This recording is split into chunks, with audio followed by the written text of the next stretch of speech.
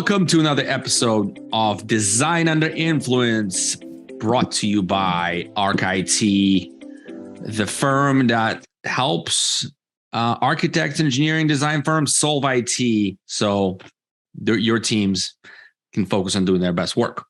I'm your co-host, Alex Osenenko. I'm a partner in charge of growth. Here with me, the knowledge base, the encyclopedia of IT for architects, and also founder, CEO of ArcIT, Boris Rappaport. Boris, say hi. Hey, everyone. Happy Wednesday, or whatever else you're listening to us. Yeah, let's unpack this thing, man. Today, we're going to talk about best ways to use Teams, Microsoft Teams specifically, for your architecture firm. Now, we are getting tons of questions. Well, not tons. We're getting questions from clients. We're getting questions from just other architecture firms we're friends with. And a lot of those questions pertaining to setting up Microsoft Teams to run architecture firms' processes fairly smoothly. So we're going to cover a couple of things. We're going to go deeper into this topic. You may want to check out our LinkedIn Live, depending on when you're listening.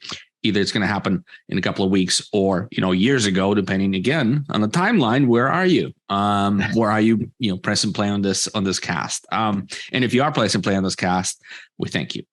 So let's deliver massive value, Boris. You ready to go? Ready to go. All right. Well, why don't you set this up for us? We are, as ArcIT, we use this Teams internally. So there's a lot of correlation, but we're going to focus specifically on architecture firms. So why don't you set it up for us? The benefit of using Teams and I'll be specific, for internal communication in your company, have been outlined in our previous casts. But, the main benefit is it's easy to use. It's less formal than email. All of your conversations are tracked.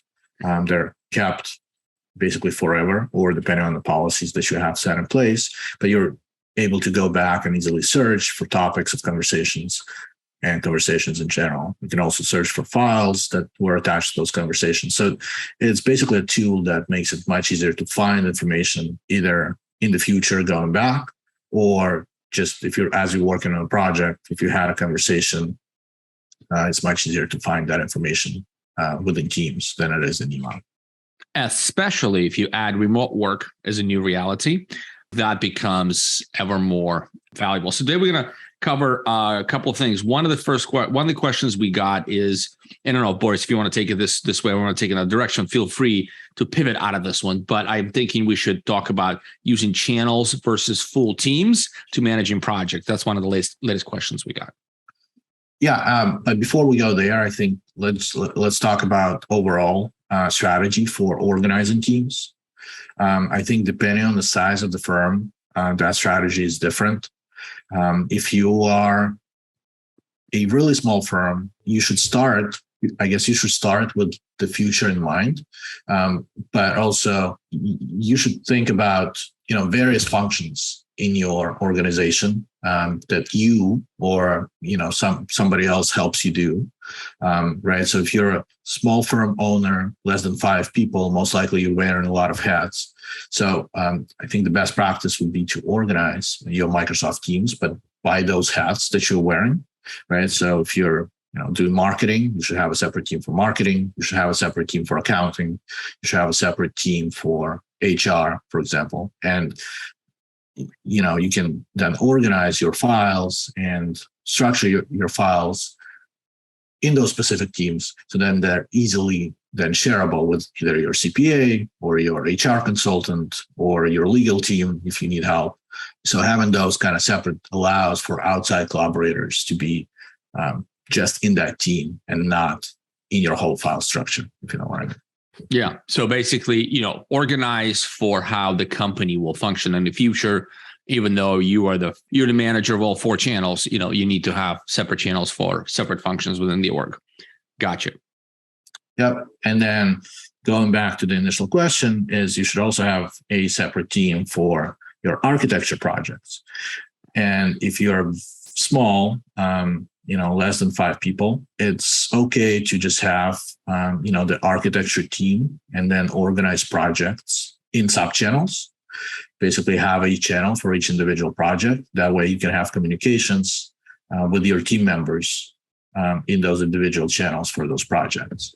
You can also store files like proposals, any spreadsheets, any time tracking, any project management files that you have. You can store them within those channels as well for each individual project. And then you can share those out easily with your customers or your clients and, people that work with you, like other engineers and consultants.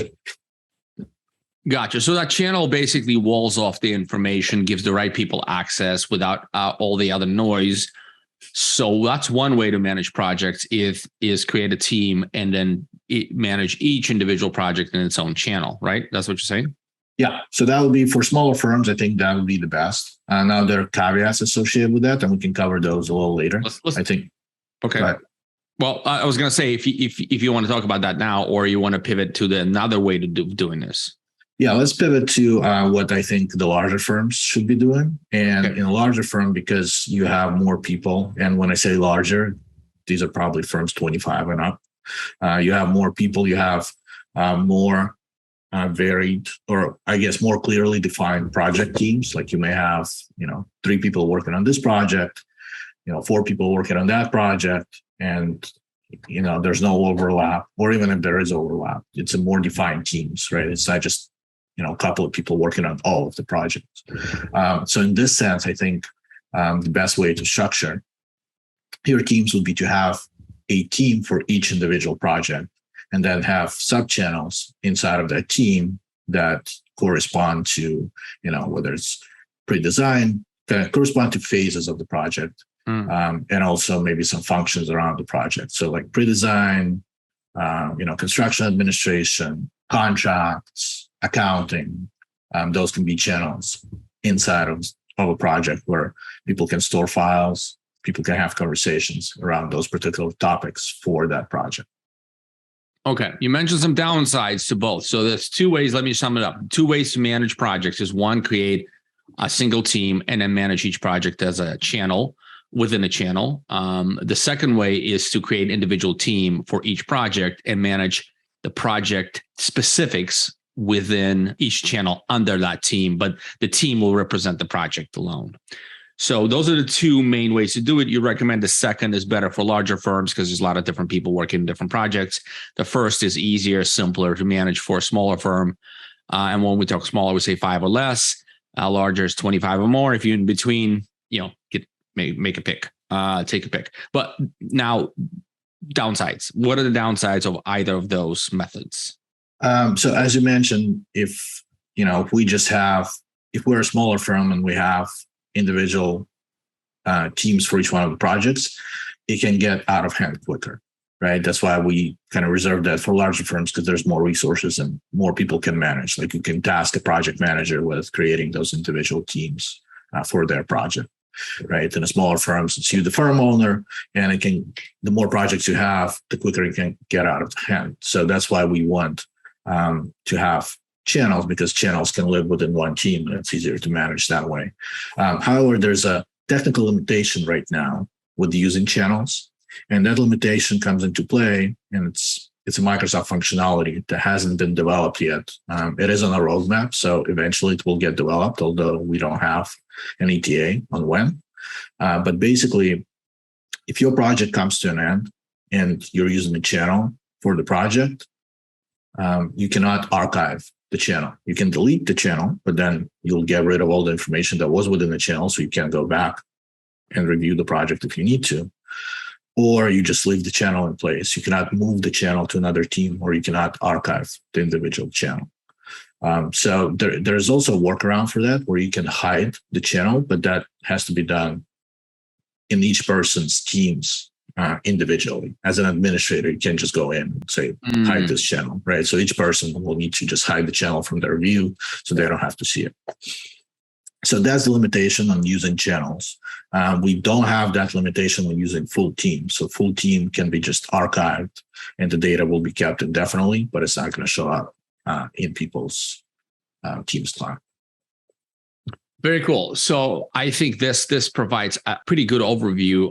And folks, I want to invite you to continue submitting questions. We're here to help, right? If you need actual service, IT service for your architecture firm, we're happy to help. But we're also I'm happy to answer questions in this format and or one-on-one as well. So, keep them coming. We're at getarcit.com, getarcit.com.